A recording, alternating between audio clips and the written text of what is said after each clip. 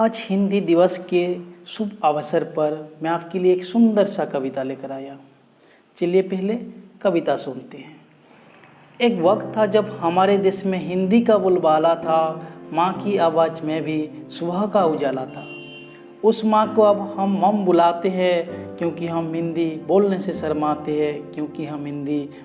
शर्माते हैं। देश आगे बढ़ गया पर हिंदी पीछे रह गई।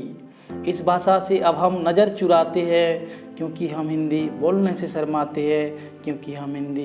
से शर्माते हैं। माना अंग्रेजी पूरी दुनिया को चलाती है, पर हिंदी भी तो हमारी पहचान दुनिया में कराती है। क्यों ना अपनी राष्ट्रभाषा को फिर से सराखों पर बिठाएं। आओ हम सब मिलकर हिंदी दिवस मनाएं।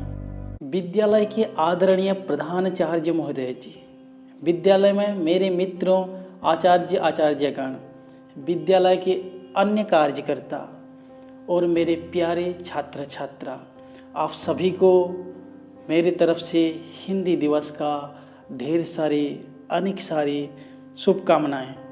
आज इस शुभ अवसर पर मैं अपना अभिवादन रखने जा रहा हूं। हिंदी केवल एक भाषा ही नहीं है, बल्कि भावनाओं का उमड़ता सैलाब है, जो हर दिन सफलता के नए सोपान गढ़ रही है और एक नदी का मनिंदा आगे बढ़ रही है। देश में करीब 77% लोग हिंदी बोलते हैं। यही कारण है कि हिंदी को राजभाषा का दर्जा प्राप्त है। बता दें कि 14 सितंबर 1949 को संविधान सभा द्वारा आज़ाद भारत की मुख्य भाषा के रूप में हिंदी को पहचान दी गई थी। साल 1952 में पहली बार हिंदी दिवस का आयोजन हुआ था। तब से ये सिलसिला लगातार बना हुआ है। सरकारी कार्यकलापों और शिक्षण संस्थानों में 15 दिन तक हिंदी पखवाड़ा मनाया जाता है।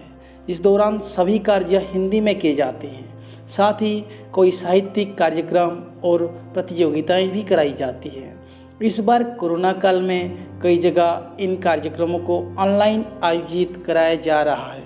मेरे प्यारे बच्चों, आप मुझे बता सकते हैं कि हिंदी को सम्मान दिलाने की जिम्मेदारी किसकी है? हिंदी भाषा को उसके मंजिल तक ले जाने की जिम्मेदारी किसकी है? ये किसी और की नहीं है। ये जिम्मेदारी आपकी है, मेरी है, हम सब की है। मुझे पूर्ण विश्वास है कि आप हिंदी वतन के बुलबुले इसका सम्मान और उसको आगे लेने की पूरी जिम्मेदारी लोगे। अंत में आप लोगों को फिर से एक बार ओडिशा आदर्श विद्यालय सिमडेगा की तरफ से हिंदी दिवस का ढेर सारे शुभकामनाएं देता हूं और धीरज के साथ इतना देर सुनने के लिए मैं दिल से शुक्रिया अदा करता हूं।